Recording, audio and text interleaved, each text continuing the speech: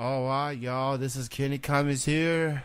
Triple Threat Wrestling Radio. With my guest at this time, representing Wing of Honor, representing the Woman of Honor division, Miss Stella Grey is joining me right now. How's it going? Good. How are you? I'm doing very good. Thank you so much for joining me. I truly appreciate it. No problem. What made you decide to become a wrestler? That's very simple. When I was a kid, I was real young. I have brothers. I grew up always being a tomboy because my sister is older than I am. So I just remember it's like one of my first memories as a kid. I was like walking upstairs, my brother's watching wrestling on TV, and it wasn't like normal wrestling. And it was a girl and a guy fighting, and the girl beat up the guy, and the girl actually won the match. And I thought that was the craziest thing I've ever seen in my life. And I just remember asking my brother, like, what is this? And he's like, oh, this is wrestling. And I was like, I've never seen wrestling like this. And he's like, oh, well, this is ECW. And I was like, oh, what's ECW? And so that was the match between Beulah McGillicuddy and Fonzie. It was a tag match. I think it originally started with Tommy and Beulah versus RVD and Fonzie, and it just kind of broke down just to Beulah and Fonzie, and it was just one of the craziest matches I've ever seen. And I just thought, like, anything was possible in wrestling, and that's what I wanted to do. So you are a Wing of Honor Dojo graduate. So what was the experience like being there, training with the fellow wrestlers, trying to get into the main roster, trying to, take that next step? What was the whole experience like? Well, I still train there. I never stop. It's weird. I still think it's weird to call it like a graduate, because I don't think you ever stop training. Even the trainers they're there every week, 4 days a week at least, helping everybody come through. In the very beginning, I jokingly call it boot camp, but it really kind of is boot camp. It's kind of like a test to see who really wants it.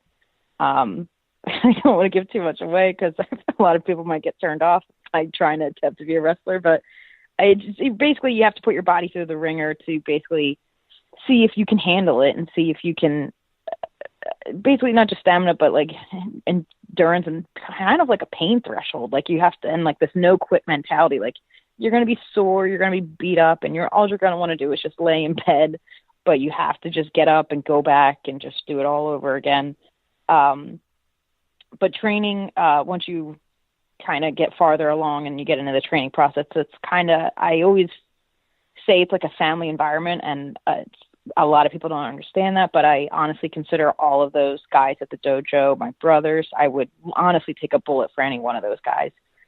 It's just very positive and inviting, and like some people learn slower than others. I think I was a very slow learner compared to the guys in my class. There's some very, very talented people in that dojo, and everybody's like thirsty and hungry and want to do the dojo proud and want to work for Ring of Honor, but we all have each other's back, and we're all willing to like help each other with ideas, or if somebody's hurt, we'll help them out. It's just a very positive environment, but everybody wants the same thing. Everybody wants to go and be on the main roster, and it's not like a competitive, it's a type of thing like I have to take that person out because I want that spot. It's very like you're happy for when your fellow, I say students, but I call them my brothers, like your fellow dojo people that they're doing well. Like right now, Ryan Nova and Eli Isom, they're starting to get some matches on the main roster, and that's amazing. And when I got a match, Shaheem Ali, he's almost one of the trainers there. He was over the moon excited. It's just this, I don't know, it's hard to describe. It's just this very positive, but very hungry for wanting more to be on the roster. So I got a chance to check out your match. You went up against Brandy Rhodes in a qualifying match, determine who was going to end up in the Woman of Honor Championship tournament. And there's been a lot of buzz about this tournament, the championship. What was it like getting yourself out there, going up against Brandy, and where do you go from here? Well, the match with Brandy was very unexpected. I wasn't, I didn't know what was going to happen. But not only that, it was in my hometown of Philadelphia, and it was at the infamous ECW arena. And I think it was like a couple weeks before Christmas. So to me, I was just over the moon just to be wrestling at the ECW arena. That was always a dream of mine. But not only that, to be wrestling with Brandy Rhodes. And then to top it all off, it's for a qualifying match for the Women of Honor tournament. So it was exciting. It was nerve-wracking. It was a lot of pressure. But you basically just go out there and you have to give your best. And it kind of, to me, I always say, like, as soon as I get in the ring, it's just everything kind of goes quiet and you're just focused on going to battle. And I don't know how to describe it. Like some people go out there and they can hear the fans and they can play up to the crowd. I just feel like the world goes quiet and I'm just in there for a battle. If for people who saw the match, if not, so that's a spoiler alert, I did not qualify, which is very upsetting to lose in my hometown. But I'm happy for Brandy. I think a lot of people underestimate Brandy. So I think she's somebody that people need to watch out for. But where I go from here is I think I have a little bit of even though I know I will not be the first Women of Honor champion. There are so many girls that have come before me that have put in the hard work to get where we are. So I feel like there are some very more deserving than I am. But I know one day that belt will be mine. And right now I have the opportunity to watch all these girls, and they're going to bring their A game and they're going to give the best that they can. So I am going to be there front row and center watching everything that they do. So when whoever does win the belt, I know exactly what they're capable of, and I'm coming for them. So the Women of Honor tournament just began this past weekend in Nashville, I believe it was. Yes. I know Kelly Klein is on the tournament, Deonna Purrazzo, Karen Q, Jesse Brooks, and some wrestlers from Stardom that also will be part of the tournament as well. And it's definitely something to keep an eye on in the coming months. And Ring of Honor doing what they do best and bringing the best wrestling product that they can. And I've been watching Ring of Honor for years, and the athleticism is crazy. What these competitors are able to do, and to see the Women of Honor division gets things going, and now they have a championship. They got something to compete for. That's a big deal. That's a huge step. And so for you, in addition to Ring of Honor shows, you can go to ROHWrestling.com for more details, upcoming shows, and for those who want to watch ROH television, you can also go to ROHWrestling.com for like the cable providers and find out where you can watch Ring of Honor TV as well. You, as a wrestler, who do you consider your influences? Those that inspire you, that you look up to you. It could be your fellow ROH co-workers. It could be anyone outside of it. Who do you consider your influences as a wrestler? Oh gosh. Well, I don't know about anybody else, but I kind of like take different things from different wrestlers. But like as a women's wrestler, you will always look at like the people that broke the way for you, like Trish Stratus and Lita and Chyna. Chyna, I will always say I don't feel like gets enough rep for what she did for women's wrestling. Those three will always stick out in my head as big influences of like what girls can actually do, and just kind of paved the way. For men, I always like Jake the Snake, just because his promos were just great. He didn't have to yell. He just was very intense, and he just kind of like grabbed your attention no matter what he was saying. But like Eddie Guerrero and Chris Jericho, I always loved them. Chris Jericho, I still love to this day. Like, honestly, let's look at this Omega match. Like, he's just amazing. Like, I can't get over. That's why they call him the GOAT. It's just Chris Jericho. He's hysterical. He's amazing on the mic, and I don't even know how old he is. I know he's not like 20 something anymore, and I don't think he's in his 30s. I'm not sure, but let's just say he's not like one of the spring chickens anymore, and what he could still do is amazing. And then when I started watching Ring of Honor, I really liked El Generico.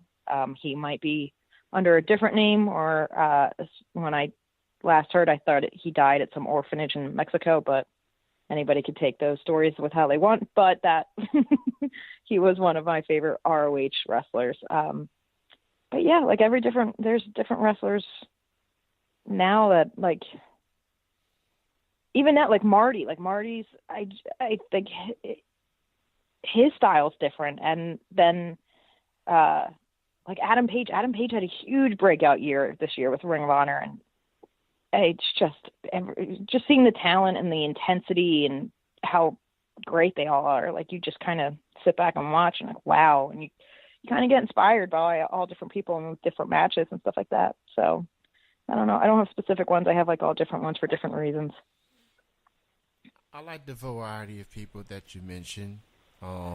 China, you know, what she's been able to do in the business, you know, way before this woman revolution.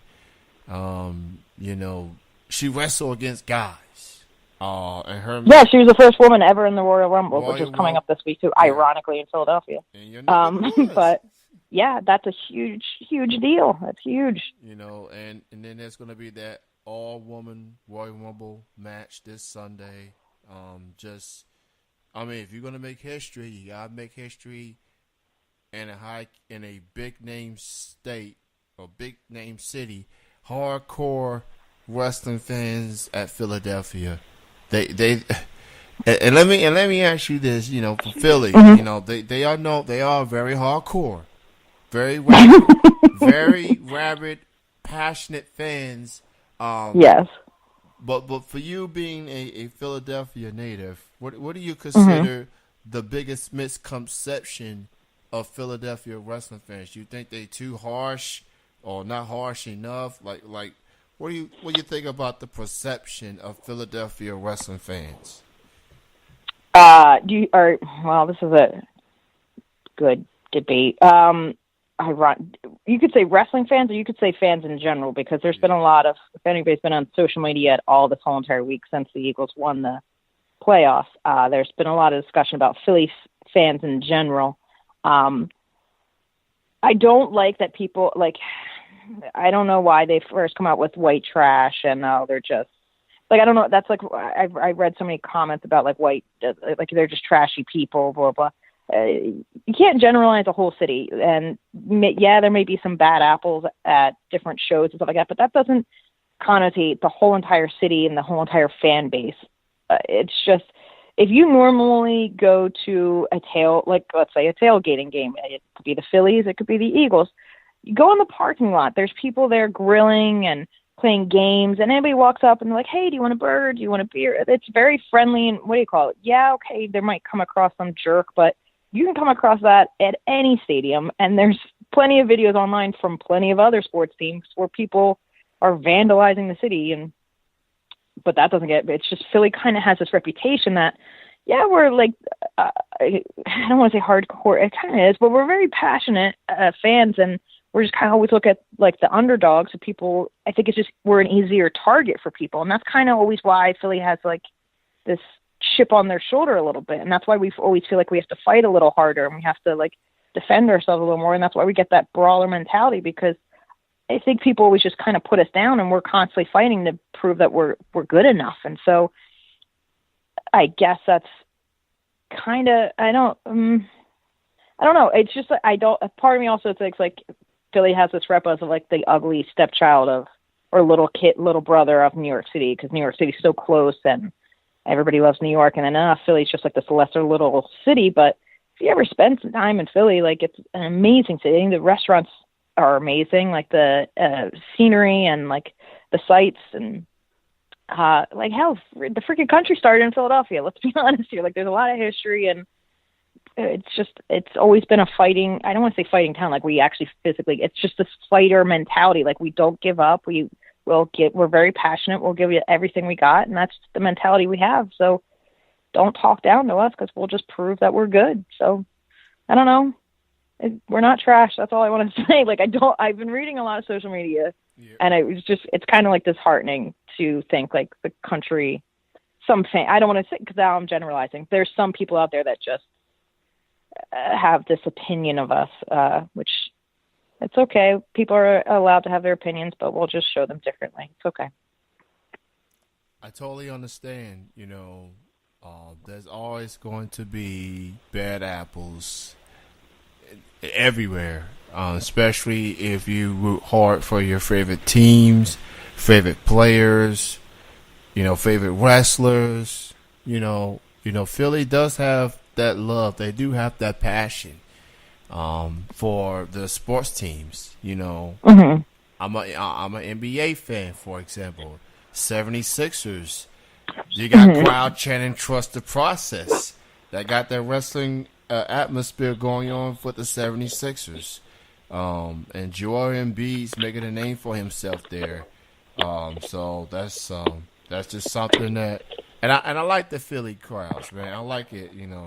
I like the energy that they have. So, I ain't got no ill will towards Philadelphia whatsoever. I got love for Philly.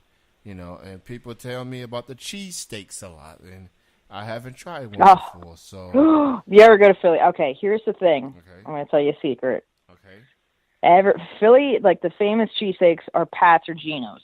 Mm-hmm. But I don't even know when this opened up. I think it had to be like 10, 15 years ago. I'm bad with this history, so sorry about that if I'm going to offend this man. But to get like the really good cheesesteak, you need to go to Tony Luke's. That's the better one. So I'm probably going to cause a lot of fight. Oh God, that's a thing to fight about in Philadelphia. Like, who has the best cheesesteak? Everybody thinks this place. I will say, in my opinion, it's Tony Luke's that has the better cheesesteaks. So if you ever do go, in my opinion, go to Tony Luke's. But if it's like 3:00 in the morning, then you can go to Pat's and Geno's, because they're open 24 hours. I'm pretty sure. I will keep that in mind. And not only that, I do want to take a selfie with the Walkie statue. I want to take that walk, like Walkie did in the movie that he did. Mm-hmm. I'll probably be exhausted by the time I get all the way. I was about to say, if you're running those steps, you'll be exhausted and you'll need a cheesesteak, or have the cheesesteak and then go run it off. But yeah, you don't realize how many steps there are until you get to the art museum. Well, Stella, it was so great to chat with you. Thank you so much for being on the show, and continued success, and wishes you a speedy recovery. And whoever does end up with that championship, gonna have to keep an eye on the Philly girl, because she coming. She coming for and she is friends with some of y'all, but when that belt is on the line, friendship's out the window. I'm just saying. Yeah. Well, friendships are still there. They're just off the table until the match is done. The match is going on. And then we'll be friends again. You can help me carry the belt back. But no. But thank you for having me. Great chatting with you. You can check out Ring of Honor on your TV screen. Go to ROH Wrestling for more details. And, check out the upcoming shows. 16th year anniversary show, Super Card of Honor, and you can also check out the tournament matches on ROH TV as well. This is Kenny Cummings alongside with Stella Grey signing out, and thank you everyone for listening. Okay.